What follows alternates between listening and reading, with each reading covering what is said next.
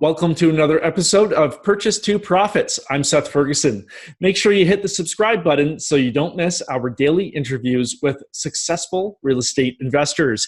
Our guest today is a 33-year-old real estate investor who has achieved financial independence through flipping and acquiring multifamily properties. Eric Bowlin joins us today. Eric, welcome to Purchase to Profits. It's great to have you on the show. Hey, thank you so much for having me. I'm really excited. Yeah, really looking forward to this. I always like talking with the younger guys who have hit those financial independence targets because I think you have a lot to give back and some good information for the audience. Yeah, it's definitely something that you don't see a lot in a younger age group. Yeah, so let's pump it up. Getting into your real estate goals, you've hit that financial independence target. So what are you looking to do now in real estate? Yeah, that's actually a really tough question. Something I spent a couple of years actually really thinking about, because my goal was always make more money. And then I realized that if I adjusted my life a little bit, I didn't have to work anymore. I was working full time in real estate, and I also worked a job also at different periods of time. And so I realized that I could just change all that, and I did. And then I'm like, okay, now I've retired. I was 30, and I'm like, now what? And I really spent a couple of years just kind of floating by, doing a couple of real estate deals here and there. But it was really actually hard to think about what I wanted to do in my life now that I'd actually achieved that. It's really weird to think about. So now I focus on adding value to other people and trying to inspire other people to take those steps and achieve the financial independence for themselves, so they can then go do whatever their passions are. Yeah. And so I get a lot of value from doing that. And so that's kind of what my mission is. And then traveling, I do a lot of traveling. Yeah. So that's my personal goals there. And, I'm sure just through osmosis, helping other people, your own portfolio will grow just because of that. Yeah, that's actually really true. It's something I realized, I think it was 2017, when I kind of started making that mindset shift, because up until that point, I was very focused on myself. I call myself a lone wolf investor up to that point. And I was just taking down deals on my own and doing them. And I always felt if I shared any information that somebody would steal my next deal or compete with me or something like that. And then I decided, you know what, I'm just going to change my mindset. I'm going to focus on building relationships. I call that my goal for the year. I have usually a 2 or 3 word goal for the whole year. And my goal in 2017 was build relationships 2017.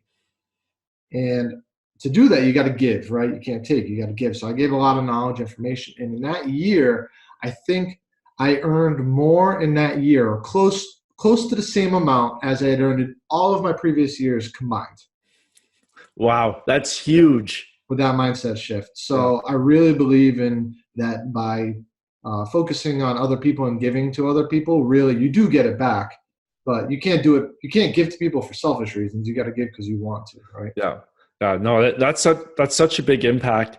And you mentioned you had to make adjustments to your life. So what sort of adjustments are we talking about? Yeah. So real estate for me was always just about making money. And so financial independence, though, has really 2 variables. It's your living expenses, but that's income and expenses, like those actual expenses. So if you adjust those expenses down, you can make sure your lifestyle fits inside what you're earning. And so for me, that was giving up my beautiful truck. That it was like a $60,000 truck, but the payment on it was like over $1,000 a month. I could afford it, but when I got rid of that, plus, some other changes, we stopped eating out so much. I used to eat out 4 or 5 times a week. We cut that back, ate in more, and, some little adjustments like that. And I realized that my income was enough to actually pay for everything without having to do any work anymore. And so we made some, probably smart financial decisions, probably stuff I should have done many years earlier. And I just stopped chasing shiny things. Like I stopped needing those kind of expensive things in my life. Yeah. That I always thought I needed up till that point. Yeah. And would it be safe to say that, you hunker down, you make those adjustments for, a short period of time, but now that you have hit that financial independence number, you're able to add those things back in? Absolutely. So nowadays I call that when I talk about this, like you cut back your expenses so that you can kind of grow your wealth. I call it a J curve, and if you mapped it out on a graph, you would see your lifestyles here. For anybody watching the video, your lifestyles here, and then you cut that back so you see it dips down. But then that opens the gap between your savings and your expenses, which allows you to invest more. And then what happens is you build that passive income, which then allows your expenses to also grow, aka your lifestyle to grow. So it goes down. There is a dip, but after a couple of years, it gets back to where it was. And now it's all on passive income, and then it continues to grow. Yeah. And that's so powerful because, at that point, if you do decide to buy something like a shiny object, you're not paying for it. It's, your portfolio that's paying for it. Absolutely. You just make sure everything that you buy is within those numbers, and you can get anything you want. Yeah, for sure. So what would you say is your number one challenge right now in your business?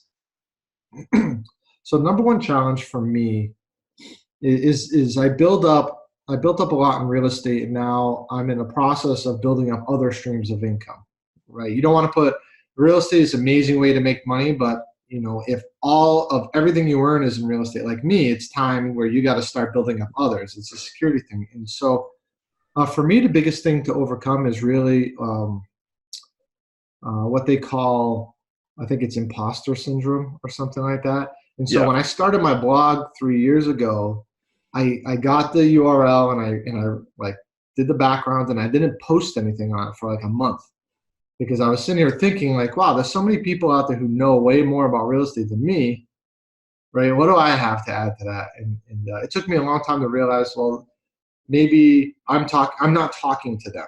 I'm talking to a different group of people. And so there's always a mindset. You're always overcoming your own self-limiting beliefs. And, everybody's got their own.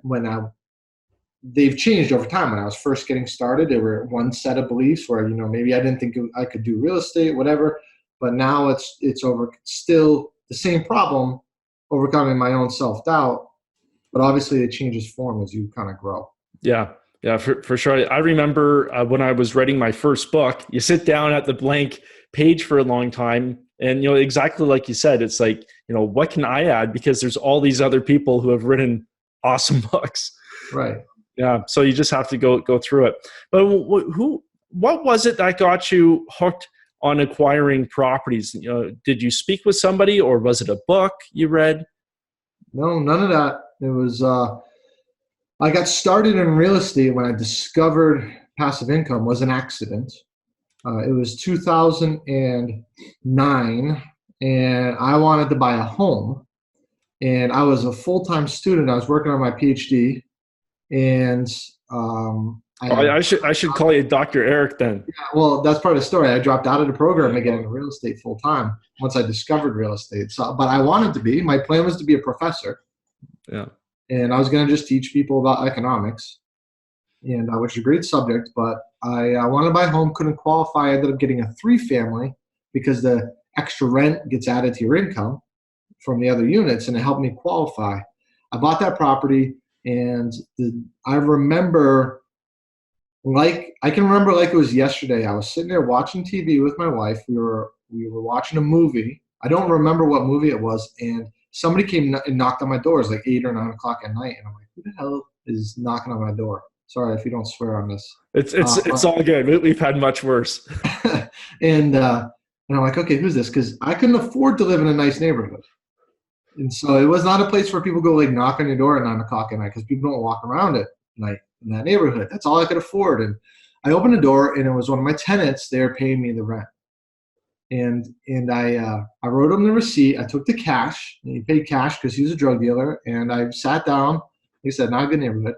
And I sat down, and I put the money on the table, and it was like an old IBM computer. Just the wheels are grinding in my head.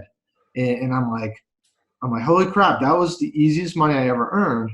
That was like 2 weeks worth of pay for me, where I'd have to work my butt off. And it just came knocking on my door. And I realized, I'm like, I want all my money to come knocking on my door like that. Well, nowadays it's easier. Now just go straight to your bank account. But 10 years ago, that, I mean, they could, but it really wasn't common that people just deposit. Like they wrote you checks, they gave you cash. Especially if you're a drug dealer. Yeah, drug dealers don't do anything in a banking system. Yeah, so I'm like, I want all my money to come to me that way. And so that is when I discovered passive income. And I didn't know that's what it was called. I just wanted money to come knocking on my door. That's all I knew. And then I spent the next property I bought was like 2011, 2012. So I spent about 2 years really saving and learning about real estate. And then I dropped out of my program in 2011, and I got into real estate full time at that point. So that's kind of how I got into it. That's awesome. But what you mentioned that 2 year gap. A lot of people, they'll know it's a good opportunity, but they can't take action. Like it's almost like they're stuck. They're almost afraid. So what was it about the way you thought about it that said, hey, listen, I'm just saving, I'm earning, and I'm actually going to do this? Like, what forced you to take action? Yeah. So what I spent 2 years, because one of those years I deployed to Afghanistan. I was in the Army National Guard, so I was forced to just save and not do anything, which is really good because I probably would have dove into real estate too fast.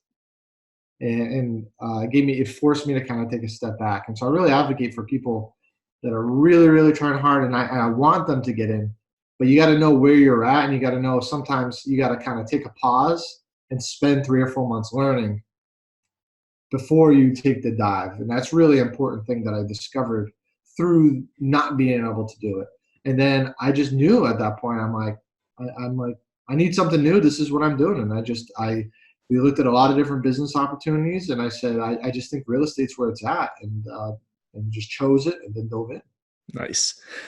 So have you developed any routines or rituals that have helped make you successful?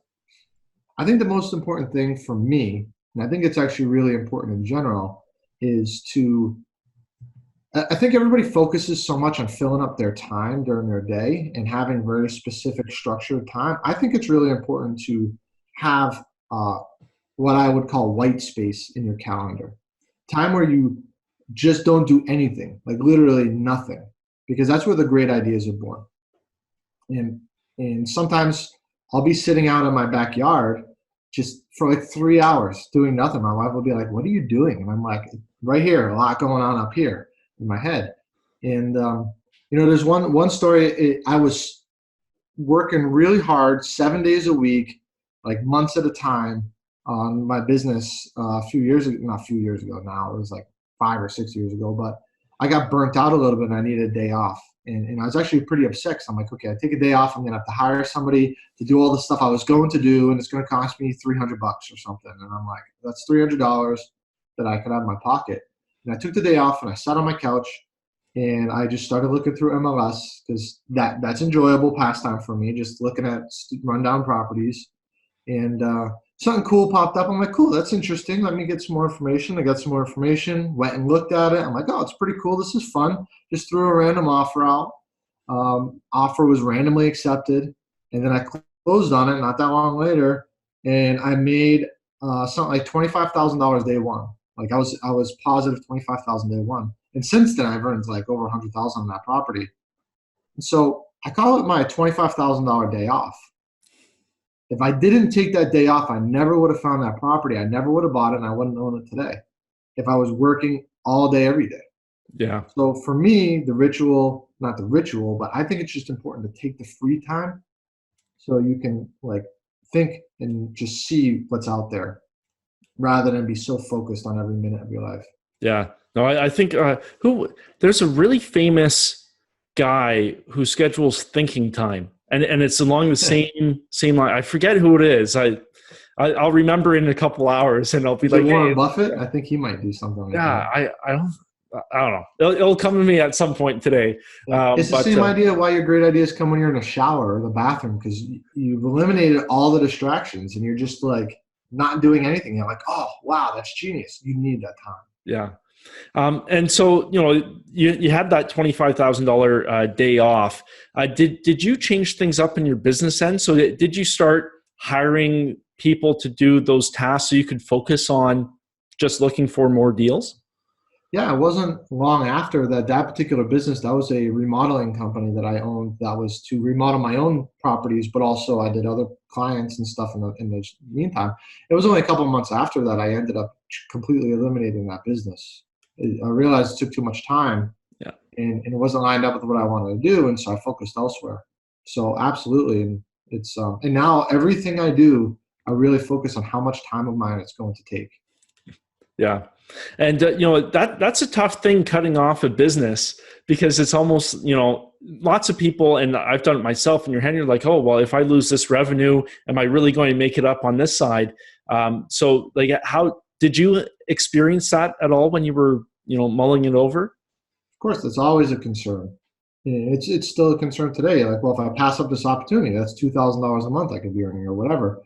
But I've gotten to a point where opportunities come to me multiple times a week, and 99% of the time I have to say no.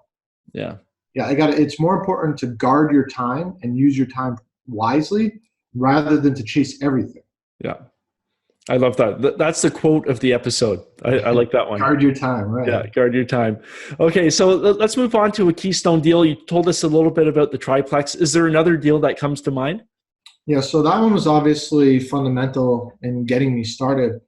But the funny thing is when I got started in real estate, for some reason, I started thinking I want passive income. And then when I got into real estate, I'm like, okay, so I'm going to do house flipping. And somehow in my head, those two were the same thing. I learned after that house flipping is not passive income. You can make money in it, but it's nothing passive about it. And so I did a house flip, didn't earn anything, and I spent 6 months of my time, realized that's not good. And then I thought, and then I kind of took my first 3-family property, which was earning me passive income, and I took my house flip, and I'm like, well, maybe I can combine these two strategies somehow. And mind you, this is back before Brandon Turner ever came up with the BRRRR concept. Like, people were doing that many decades before us, but I had to invent it myself at the time. And I came up together with it, and I called it flipping to myself. That was the best word I could come up with. But nowadays, people call it BRRRR or any number of other phrases. But I discovered that, and so I started adding a lot of value and refinancing. It was a 4-family. I bought it for $75,000. I mean, today it's probably worth $350 or $400. 3 months into it, it appraised at like 180. I refinanced it for 140, and I only put about 15,000 worth of work into it. So I put like 40 or $50,000 cash in my pocket, and it paid me at the time about $20,000 a year cash flow. Nice. And so that completely changed my life. $20,000 a year when you've got no job is a lot of money. And $50,000 cash in the bank, plus all my money back, allowed me to go then pursue like 2 deals instead of just one. It just totally changed everything in what I was doing. And it was like proof of concept. Yeah. I had my business model at that point. Yeah. That's huge. How did you find the deal? Was it through a broker, or did you go direct to seller? No, that was on the MLS, and they had it listed for like 140,000. And I pulled up. It was so bad I almost didn't stop and get out. I mean, there's like pit bulls. The animal control had to put like 3 pit bulls down because they were like biting people. Wow. I discovered the person in the basement was a convicted bank robber. The first floor had the woman's son was a convicted arson. The other building had a heroin addict. I mean, this is the worst of the worst property. But the street was decent, just regular blue collar people. And this place, the woman who owned it retired to Florida. And so once I started figuring out the story behind it, and I'm like, this woman doesn't want anything to do with this property. She just wants out. And so I'm like, okay, I'm going to have to evict all these people. It was in Massachusetts. I'm like, this is going to take me like 9 months. This is going to be a disaster. So I cut the price. I offered her 65 and she was asking for like 140. And they countered at 75. I'm like, done. Yeah. Well, so that goes to sniff it out. Yeah, that goes to show you, like, you can't be afraid to throw out an offer because you never know what they're going to say. Well, I realized nobody else would even get out of the car to go look at it. Yeah. And that was what was in my advantage. Nobody was offering on it. Yeah. It seems like you have lots of good tenant stories because you had the drug dealer, you had the arsonist, you have all these people. Yeah. This property took care of itself because the guy in the basement floor robbed another bank. So he got arrested. So he was evicted. The heroin addict got pulled a bow and arrow on somebody, so he got arrested. Uh, I only had to evict one person, and they just moved out on their own. Yeah. So like I had all this horror. I thought it was going to take me 9 months and $20,000 to get them out, and I spent like $500, and it took me like a month.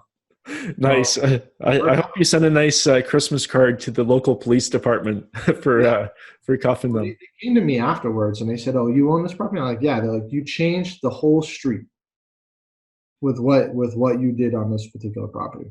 Yeah.